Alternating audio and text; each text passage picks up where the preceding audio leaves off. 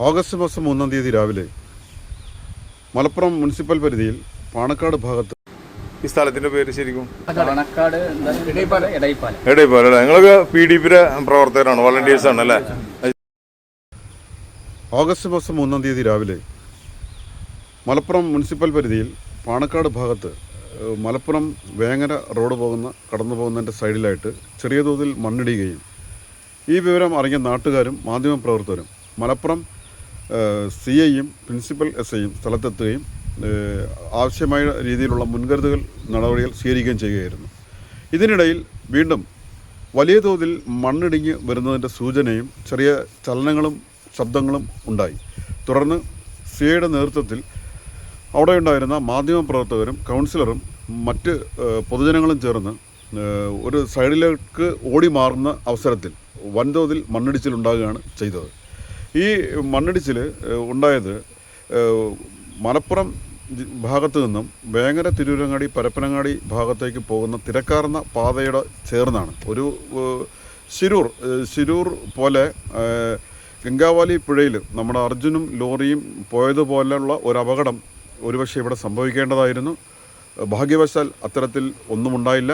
ഈ മലയിടിഞ്ഞ് വീണതിൽ ഒരാളിന് പോലും ജീവാപായം ഉണ്ടായില്ല. ഒരു വാഹനമോ മറ്റു തരത്തിലുള്ള വസ്തുവകകൾക്കൊന്നും തന്നെ നഷ്ടവും ഉണ്ടായിട്ടില്ല.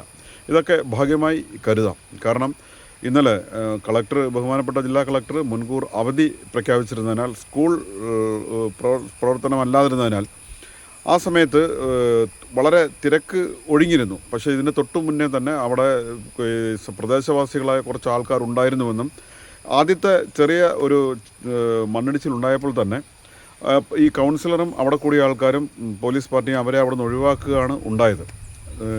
പിന്നീട് ഈ തലങ്ങും വിലങ്ങും വാഹനങ്ങളും സ്വകാര്യ വാഹനങ്ങളും പ്രൈവറ്റ് ബസ്സും ഒക്കെ സ്കൂൾ ബസ്സും ഒക്കെ സഞ്ചരിച്ചുകൊണ്ടിരിക്കുന്ന ഈ സ്ഥലത്ത് ഒരുപക്ഷെ ഒരു പ്രവൃത്തി ദിവസമായിരുന്നു ഈ മണ്ണിടിച്ചിൽ ഉണ്ടായതെങ്കിൽ നമുക്ക് ഓർക്കുവാൻ പോലും കഴിയാത്ത തരത്തിലുള്ള ആപത്ത് ഉണ്ടായതിന്. ഭാഗ്യവശാൽ അതുണ്ടായിട്ടില്ല. ഇതൊരു റോഡ്, കടലുണ്ടി പുഴ, ഈ ഇടുങ്ങി വീണ കുന്ന്, ഇതെല്ലാം ചേർന്നാണ് സ്ഥിതി ചെയ്യുന്നത്. ഈ കുന്ന് വന്ന് അവസാനിക്കുന്നിടത്ത് റോഡ് അവസാനിക്കുന്നിടത്ത് കടലുണ്ടിപ്പുഴ. റോഡ് സൈഡിൽ വളരെയധികം സ്ട്രോങ് ആയിട്ടുള്ള സംരക്ഷണ ഭിത്തിയുണ്ട്.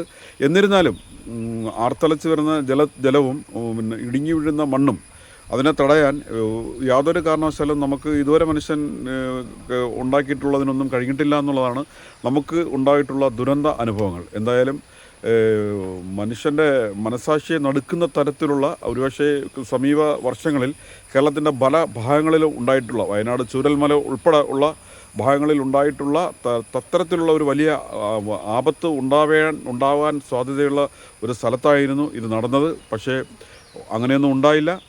അതിന് പ്രത്യേക പരിഗണന നൽകേണ്ടത് ഇവിടുത്തെ ഓടിക്കൂടിയ എത്തിയ ജനങ്ങളും, വിവരം പറഞ്ഞ് ആദ്യത്തെ എത്തിയ ജനങ്ങളും മലപ്പുറം CIയും പ്രിൻസിപ്പൽ SIയും പിന്നെ മാധ്യമപ്രവർത്തകരും ഒക്കെ തന്നെ ഉടൻ തന്നെ അവിടുന്ന് വിട്ടുമാറിയതിന് ആണ്. എങ്കിൽ കൂടിയും കൈരളി ചാനലിൻ്റെ ക്യാമറാമാൻ സുധീഷ് വില്ലോടി, അദ്ദേഹം ഈ മണ്ണിനടിയിൽ പെട്ടിരുന്നു. പക്ഷേ പെട്ടെന്ന് തന്നെ അദ്ദേഹത്തിന് രക്ഷപ്പെടാനും അവിടുന്ന് ആപത്തിൽ നിന്ന് പുറത്തു വരാനും കഴിഞ്ഞു. അദ്ദേഹത്തിൻ്റെ ശരിക്കും ആ മണ്ണിടിഞ്ഞ ഭാഗമാണ് ഇപ്പോൾ നമ്മൾ കണ്ടുകൊണ്ടിരിക്കുന്നത്. ടീഷർട്ട് നഷ്ടപ്പെടുകയൊക്കെ ചെയ്തിരുന്നു.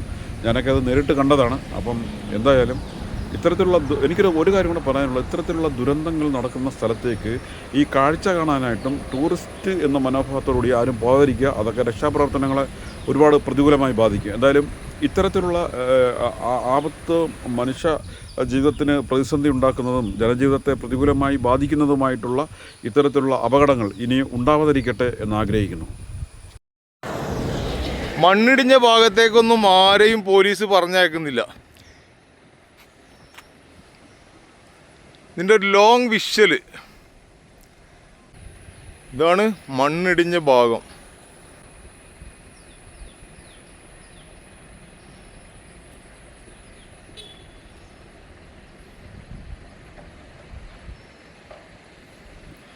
വളരെ ദൂരം നിന്നാണ്, ഒരു 500 മീറ്റർ ദൂരം നിന്നാണ് ഞാനിത് ഷൂട്ട് ചെയ്യുന്നത്.